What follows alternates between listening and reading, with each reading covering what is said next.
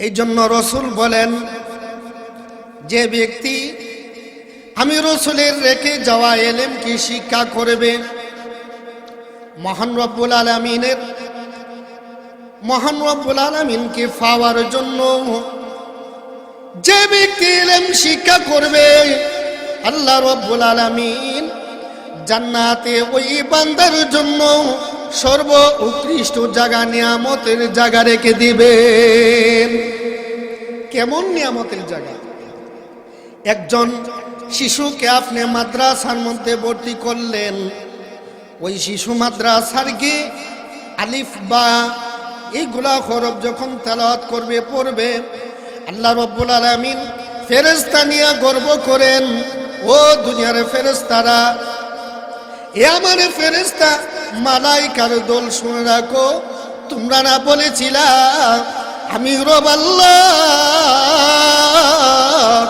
আদম বানাইতাম না, কিন্তু দেখো রে, ওই আমার ওই বান্দাগুলা আমি রবকে পাওয়ার জন্য আমার কালামের বাক্যগুলা শিক্ষা করতেছে।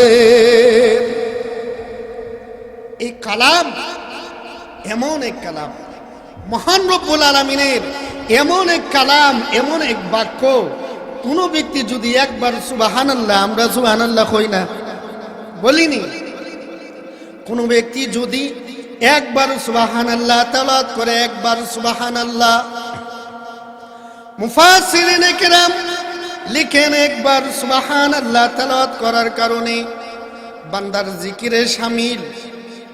এই বান্দা যখন একবার সুবহানাল্লাহ বলল, মহান রব্বুল আলামিন আসমান থেকে নিয়ে জমিনের মধ্যবর্তী যত জায়গা আছে, বান্দার আমল নামার মধ্যে নেকিতে ভরপুর করিয়া দেন।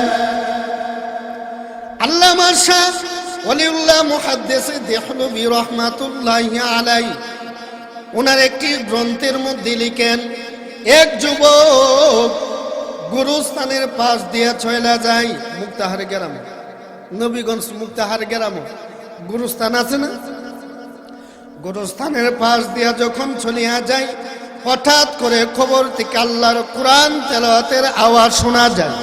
কি শোনা যায়? এই গ্রামের মধ্যে যদি রাস্তা দিয়ে চলার সময় যদি কোরআন তেলাওয়াতের আওয়াজ শোনা যায়, কবরের মধ্যে হঠাৎ করে লোক দাঁড়ায়, কোনো সুবহানাল্লাহ কই না, আমরা কই না, আচানক যদি কোনো কিছু হয় আমাদের চোখে ভাসে বা আমরা অনুভব করি, তাহলে সুবহানাল্লাহ কই না। আল্লাহর বান্দা গুরুস্থান থেকে যখন আল্লাহর কোরআন তেলাওয়াতের আওয়াজ শুনে, হঠাৎ করে আল্লাহর বান্দার মুখ দিয়ে ভেসে উঠল সুবহানাল্লাহ। না জানি কত বড় আল্লাহর ওলি, যে ওলি কবরের মধ্যে তাকিয়া মহান রব্বুল আলামিনের কোরআন তেলাওয়াত করতেছে। গুরুস্থান থেকে আওয়াজ আসলো, ও আল্লাহর বান্দা, তুমি চিন্তার কোনো কারণ নাই, তুমি আসানক হওয়ার কোনো কারণ নাই। এই খবরের মধ্যে আমি আল্লাহর কোরআন 1000 নয়, 2000 নয়, 5000 বার আল্লাহর কোরআন ওই কবরের মধ্যে তাকিয়া আমি খতম করেছি। বলেন সুবহানাল্লাহ। ও আল্লাহর বান্দা, আসানকের কোনো কারণ নাই। এই কবরে 1000 নয়, 2000 নয়, 5000 বার আল্লাহর কোরআন খতম করেছি। এরে প্রতীক, তুমি একবার তোমার সুবহানাল্লাহর বাক্যটা আমাকে দিয়ে দাও, আর তুমি একবার সুবহানাল্লাহ বললা, ও আল্লাহর বান্দা, আমার 5000 বার কোরআনের খতম তুমি নিয়ে যাও, আর একবার সুবহানাল্লাহ তুমি আমার আমল নামার মধ্যে দান করিয়া দাও। লোকটা কো সুবহানাল্লাহ, 5000 বার কোরআন খতম লয়ে যাইতাম, আর একবার সুবহানাল্লাহ দিলাইতাম, এটার ফজিলত না জান্নাত দিতাম না। কন্যা সুবহানাল্লাহ। এর আল্লাহর বান্দা, এই 5000 বার আর একবার সুবহানাল্লাহর পার্থক্য কেমন? এমনি আল্লাহর বান্দা ডাক দেয়া কয়, আমি গুরুস্থানের মধ্যে, আমি কবরের মধ্যে শুইয়া শুধু 5000 বার নয়, আমি 5 কোটি বার আমি যদি আল্লাহর কোরআন খতম করি রে আল্লাহর বান্দা, আমার আমল নামার মধ্যে একটি নেকি দেওয়া হবে। কারণ আমার আমলের দরজা খান কবরে শোয়ার সাথে সাথে বন্ধ হয়ে গিয়েছে। আর তুমি যে একবার সুবহানাল্লাহ কইছো, তুমি তো দুনিয়াতে আছো, এই জন্য তুমি একবার সুবহানাল্লাহর দামিটা আল্লাহর আরশের কুরসির চেয়ে আরো দামি। বলেন সুবহানাল্লাহ। এরে আল্লাহর বান্দা, তুমি একবার সুবহানাল্লাহ দুনিয়াতে তাইকা বললা, এই সুবহানাল্লাহ মহান রব্বুল আলামিনের আসমান আর জমিন, এই আসমান আর জমিন যদি এক পাল্লা রাখা হয়, আর আমার 5000 বার কোরআন তেলাওয়াত যদি এক পাল্লা রাখা হয়, রে আল্লাহর বান্দা, তারপর দুনিয়ার থাকা অবস্থা একবারে সুবহানাল্লাহর দামি মহান রব্বুল আলামিনের কাছে বেশি। এবার আসেন আমার মূল আলোচ্য বিষয়ের দিকে যাই। তেলাওয়াত করেছিলাম রাসূলের হাদিস। সন্তানাদি আমাদের আছে না? সবার আছে। আজকে আমাদের পরিবার পারিবারিক অবস্থা, দেশীয় রাষ্ট্রীয়ভাবে যে অবস্থা, একমাত্র কারণ হচ্ছে আমাদের ছেলে মেয়েদেরকে কোরআন না শিক্ষা দেওয়ার কারণে। যে ছেলেকে আপনি কোরআন শিক্ষা দিবেন, এলমে দিন শিক্ষা দিবেন, ওই ছেলে কখনো মা বাবার বিরুদ্ধে কোনো কাজ করবে না, করবে না। আর যে ছেলেকে দিন শিক্ষা না দেওয়া হবে, ওই ছেলেটাই বেশি বেশি মা বাবার সাথে খারাপ ব্যবহার করবে। ইউটিউব, ফেসবুক ওইগুলাতে দেখা যায় বিভিন্ন সময় মা বাবাকে নির্যাতন করে, মা বাবাকে বিভিন্নভাবে টর্চার করে, এভাবে আঘাত করতে থাকে যে এমনও ভিডিও দেখেছি, মা বাবাকে বেত দিয়ে লাথি মারতে থাকে, বেত দিয়ে করাঘাত করতে থাকে। একমাত্র কারণ হচ্ছে কি? এলমে দিন শিক্ষা না দেওয়ার কারণে।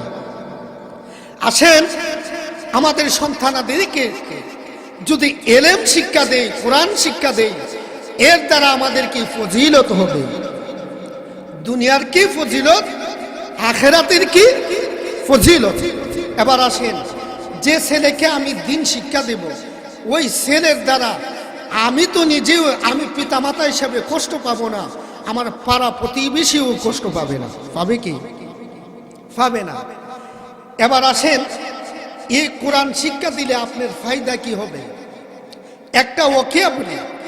কয়েকদিন আগে এক জজ সাহেবের সাথে দেখা হয়েছে, আমাদের খুবই কাছের লোক।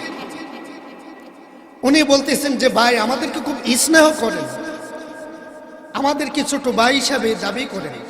বলতেছে যে ভাই একটা দুঃখের কথা বলি। আমি কই আল্লাহ, কি না জানি দুঃখের কথা বলে। বলতেছে যে ভাই আমার বাবা যখন ইন্তিকালের সময় সাকরাত অবস্থা আসলো, আমাকে ফোন দেওয়া হলো, আমি আসলাম। আসার পরে দেখতেছি যে বাবা সাকরাতের মধ্যে কষ্ট করতেছেন। তখন আমি তাকাই রইলাম, হাই আমার দ্বারা কত মানুষ, ফাঁসির কাষ্টের মানুষগুলা, এই মানুষগুলা মুক্তি পাওয়া যা, সারা জীবন খারা দন্দ্র আসামিগুলা বেকসুর কালাশ হয়ে যা, আর আমার নিজের বাবা আজকে এই সাকরাত অবস্থা, আমার মুখ দিয়ে জবান দিয়ে কোনো কিছু বের হয় না। জাঠার দ্বারা, যে কথার দ্বারা, যে বাসার দ্বারা আমার বাবা সাকরাত থেকে আজকে মুক্তি পাবে। আমার বাবা যদি আজকে আমাকে এলেম শিক্ষা দিত, আজকে সূরা ইয়াসিন যদি তেলাওয়াত করতাম, তাহলে আমার বাবা এই সাকরাতের মাউত থেকে, এই কষ্ট থেকে আমার বাবা আজকে রেহাই পাইত। ওরে আল্লাহর বান্দা, যখন কোনো মানুষ সাকরাত শুরু হয়ে যায়, মানুষটি যদি নেককার হয়, মহান রব্বুল আলামিন 500 জন নেককার ফেরেশতা পাঠায়া দেন। কয়শত জন নেককার ফেরেশতা পাঠায়া দেন। আল্লাহ তাআলা জান্নাতের ছবি ওই বান্দার সামনে বসায়া দেন। বলেন সুবহানাল্লাহ। জান্নাতের ছবি বসায়া দেন। এই বান্দা, তুমি এখানে জান্নাতের মধ্যে যাইবা। ইয়া আইয়াতুহান নাফসুল মুতমাইন্না, এরে বান্দা ওই জান্নাতের মধ্যে তুমি বসবাস করবা, তাড়াতাড়ি বের হয়ে যাও। আল্লাহর বান্দা জান্নাতের চিত্র দেখি ওই রুহু অটোমেটিক বের হয়ে যায়, কোনো কষ্ট হয় না। আর যদি বৎকার হয়, আল্লাহর বান্দার ওই সমস্ত শরীরের মধ্যে 500 জন বৎকারের ফেরেশতা আঘাত করতে থাকেন। আল্লাহ রাসূল সাল্লাল্লাহু আলাইহি ওয়াসাল্লাম হাদিস যখন বলতে থাকেন, সাহাবায়ে কেরাম ওই হাদিস বর্ণনা করেছেন, যদি কোনো জীবিত কোনো বকরিকে যদি তার সমস্ত চামড়াগুলা, জীবিত বকরিকে সমস্ত চামড়া যদি এভাবে চিরা আনে, যেভাবে কষ্ট হয়, একটা মানুষের সাকরাতুল মউত অবস্থা এর চেয়ে বেশি কষ্ট হয়।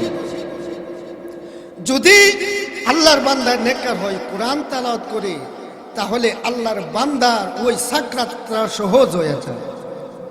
শুধু তাই নয়, মুফাসসিরিনে কেরাম লিখেছেন, ওই অবস্থা যদি আল্লাহর বান্দার ওই সম্মুখে যদি সূরা ইয়াসিন তেলাওয়াত করা হয়, আল্লাহর বান্দার সামনে যদি সূরা ইয়াসিন তেলাওয়াত করা হয়, মহান রব্বুল আলামিন আসমানের ফেরেশতাদেরকে পাঠায়া বলেন, এ আমার মালাকুল মউত আজরাইল, আমার বান্দার মাথার সম্মুখে আমার কালামুল্লাহ সূরা ইয়াসিন তেলাওয়াত করতেছেন, যাও বান্দা যাও, আমার বান্দার সাকরাতের মাউত অর্থাৎ সাকরাতকে তুমি সহজ করিয়া দাও। আল্লাহ তার সাকরাতকে সহজ করিয়া দেন। আল্লাহর বান্দা যদি কোরআন তেলাওয়াতকারী হয়, কবরের মধ্যে শোয়াইতে দেরি হয়, মহান রব্বুল আলামিন ওই কবরটাকে রিয়াজুম মিন রিয়াজিল জান্নাহ অর্থাৎ আল্লাহ তাআলা জান্নাতের বাগান বানায় দেন। শুধু তাই নয়, মানুষকে যখন কবরের মধ্যে শোয়াই দেওয়া হয়, আমরা কবরের মধ্যে শোয়াই না, আমাদের মা বাপ মারা গেলে শোয়াইনি, শোয়াই দেওয়া হয়।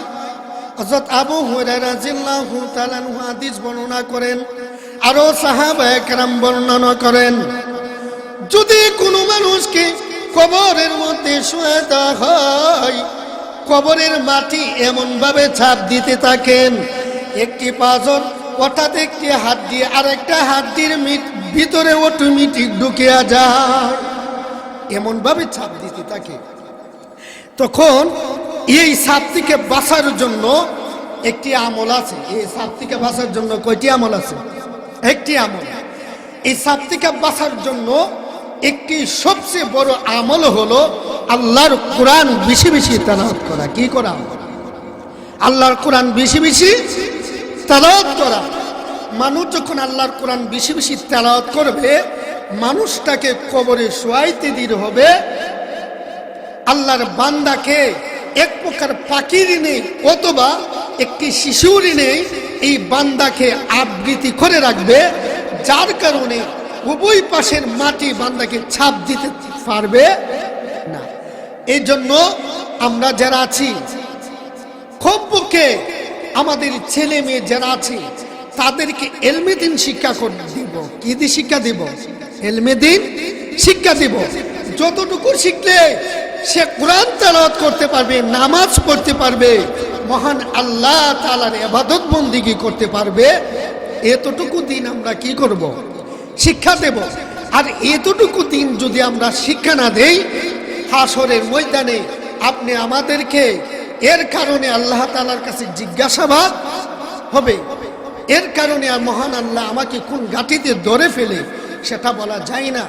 এর জন্য আমাদের ছেলে মেয়েদেরকে মাদ্রাসা ভর্তি করে দেব, কমপক্ষে 3 বছর পর্যন্ত নুরানি শিক্ষা দেয়া, তারপরে স্কুলের মধ্যে ভর্তি করে দেব। তার দ্বারা কখনো বেদিনী কাজগুলা, গর্হিত কাজগুলা, নাফরমানি কাজগুলা হবে না। এই জন্য আল্লাহ তাআলা এই মাহফিলকে আপনি আমার জন্য নাজাতের জরিয়া হিসেবে কবুল করুন। এবং এই ভাই মুতাসিম বিল্লাহ ভাই, ওনার দ্বারা আলহামদুলিল্লাহ সমস্ত দেশের মধ্যে দিনের খেদমত হচ্ছে। আপনাদের গ্রামের মধ্যে দিনের খেদমত হতে হবে। এখানে যদি মাহফিলকে ওসিলা করে যদি একটা মাদ্রাসা হইতো, মহান রব্বুল আলামিন এটাকে আল্লাহ তাআলা আরো বেশি পছন্দ করত। এই জন্য এই গ্রামের যারা আছেন ওনার সাথে ওনাকে উৎসাহ দেবেন, ওনার দ্বারা যেন এখানে বড় ধরনের একটি মার্কাজ হয়, যে মার্কাজের দ্বারা উলামায়ে কেরামে আসার বসার এরকম একটা পরিবেশ হয়। মহান রব্বুল আলামিন আল্লাহর এই বান্দার দ্বারা যেন এতটুকু খেদমত যেন হয়, সমস্ত দেশের মধ্যে হচ্ছে, ওনার নিজ এলাকাতে যেন এরকম একটা খেদমত হয়। আল্লাহ রাব্বুল আলামিন যতটুকু কথা বললাম এর মধ্যে যদি আমল করার কোনো কিছু থাকে, মহান রব্বুল আলামিন আপনি আমাদেরকে সবাইকে আমল করার তৌফিক দান করো। এবং হযরত উলামায়ে কেরাম অনেক বেশি ভাইয়ের মহব্বত নিয়ে আসছি, এইভাবে হাজারো হাজার উলামায়ে কেরাম ওনার মহব্বতে আসবেন। আল্লাহ তাআলা এই মহব্বতকে কবুল করুক। সুবহানা রাব্বিকা রব্বিল ইজ্জাতি আম্মা ইয়াসিফুন ওয়া সালামুন আলাল মুরসালিন আলহামদুলিল্লাহি রাব্বিল আলামিন। হুজুরের পরবর্তী ওয়াজ আসিতেছে আমাদের ইউটিউব চ্যানেলে, তাই সাবস্ক্রাইব করে সাথেই থাকুন।